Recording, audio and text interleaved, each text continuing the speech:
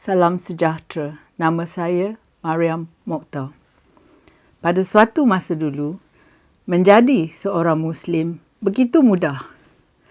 Seseorang beriman kepada Allah dan mematuhi 5 rukun Islam untuk menjalani kehidupan sebagai seorang Muslim yang baik dan bertanggungjawab. Tetapi hari ini, pihak ulama berlumba-lumba dengan ahli politik nak kontrol hidup orang Muslim dan juga orang bukan Muslim. Kedua-dua ahli politik dan pihak ulama mengukir negara untuk diri mereka sendiri. They carve the nation up for themselves. Mereka ni kan macam pasangan kahwin, suami isteri, dan perlukan satu sama lain untuk kekalkan kuasa mereka dan khususnya untuk mengawal kehidupan anda dan juga kehidupan saya. Di Malaysia abad ke-21 ini, beginilah nasib rakyat.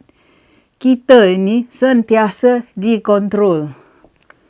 Ahli politik membuli kita dengan undang-undang yang zalim.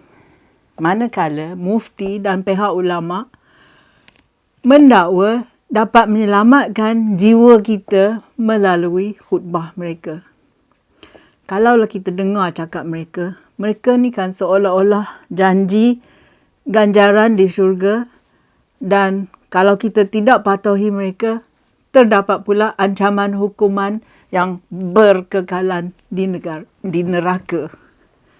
Pada 2 hari bulan Julai yang lepas, antara rang undang-undang yang paling zalim yang akan dibentangkan di Parlimen ialah rang undang-undang RUU Mufti Wilayah Persekutuan 2024. Menteri di Jabatan Perdana Menteri Hal Ehwal Agama iaitu Naim Mokhtar kata kerajaan akan bentangkan bacaan kedua dan ketiga rang undang-undang itu pada hari 16 hari bulan ataupun 7 hari bulan Oktober di Parlimen. Pendapat ramai orang, termasuk saya, ialah kalau RUU ni dijadikan undang-undang, kita tidak boleh patah balik ya. There is a point of no return. Malaysia akan jadi semacam negara Taliban. Jadi, kali ini kita mesti meneliti RUU Mufti ini dengan teliti. Ya. Saya ada 10 fakta membantah RUU Mufti ini. Nombor 1, anda sepatutnya bimbang RUU ini kerana ia mewakili serangan asas terhadap kebebasan peribadi kita, our personal freedom, dan juga demokrasi kita. Sekarang ni, orang Islam di Malaysia tak boleh buat itu dan tak boleh buat ini. Semua tak boleh buat. Nak pandang pada salib tak boleh. Nak pandang saja ya. Nak tengok gambar anjing ataupun babi tak boleh.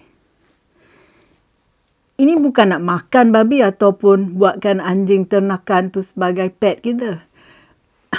Ini nak tengok saja gambar ataupun tonton filem seperti Babe dan juga filem seperti Lassie.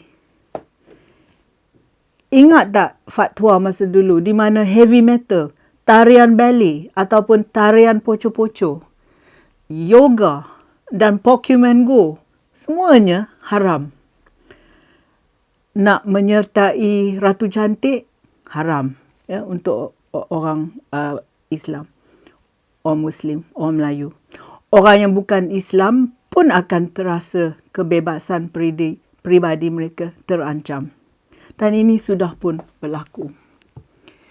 Fakta yang kedua, jika diluluskan, RUU akan memberikan kuasa menyeluruh kepada mufti atau pegawai yang tidak dilantik untuk menentukan apa yang kita boleh ataupun tidak boleh lakukan. Kita tidak tahu kelayakannya, tetapi dengan lantikannya, mufti ini dapat kawalan mutlak ke atas hidup kita. Yang ketiga, RUU ini, rang undang-undang ini, memecah belahkan rakyat. Ia beri orang yang tidak dipilih kuasa atas kehidupan orang Muslim dan juga orang bukan Muslim. Ia akan pecah belah antara kaum orang Islam.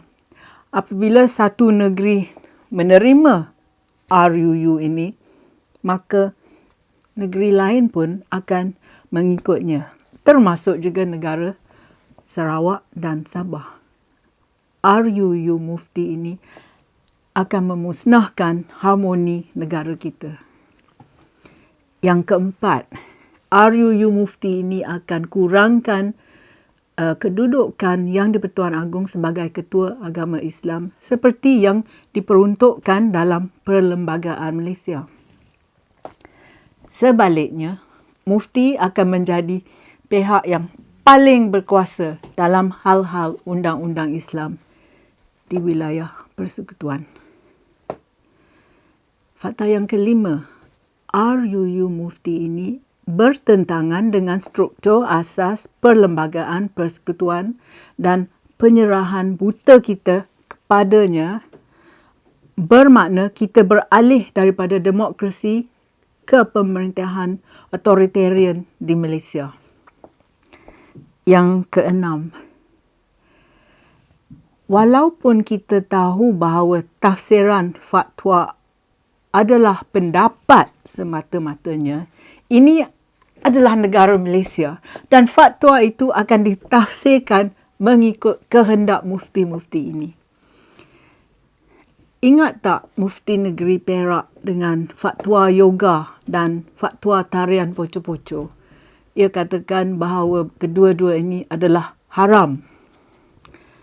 Apa akan berlaku kalau mufti yang baru akan buat lagi fatwa yang tak senonoh? Alasan yang ketujuh, mufti akan mempunyai kuasa yang melampau untuk menghukum sesiapa sahaja yang mereka fikir telah melanggar fatwa. Bukan saja dapat pangkat yang besar, mufti lebih berkuasa dari agung dan mungkin menerima gaji yang lumayan. Yang ke-8, RUU Mufti ini bermakna pihak berkuasa agama terlindung daripada accountability, iaitu mufti akan kebal daripada pendakwaan. They are immune from prosecution. Rakyat tidak dapat merayu atau tidak diberi peluang untuk mencabar fatwa mufti itu. Tanpa accountability, ini akan menjejaskan kedaulatan undang-undang dan keadilan. Kehidupan kita mungkin musnah, ya. Tetapi mufti ini lepas tangan saja dan juga dilepaskan daripada hukuman. Yang ke-9, anda mungkin tak sangka tetapi RUU ini akan membawa akibat yang serius kerana ia adalah pertembungan, a clash antara dua set undang-undang iaitu sivil dan syariah. Mereka yang kata undang-undang syariah itu tak akan melibatkan orang bukan Muslim, mereka ni membohong.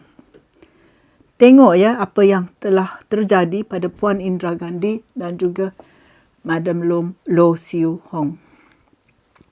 Dan yang ke-10, sudah terdapat beberapa bantahan dari orang yang kenamaan. Sultan Perlis bimbang terhadap takrif sempit RUU itu dan ia membantah nama Majlis Raja-Raja digunakan untuk mengesahkannya.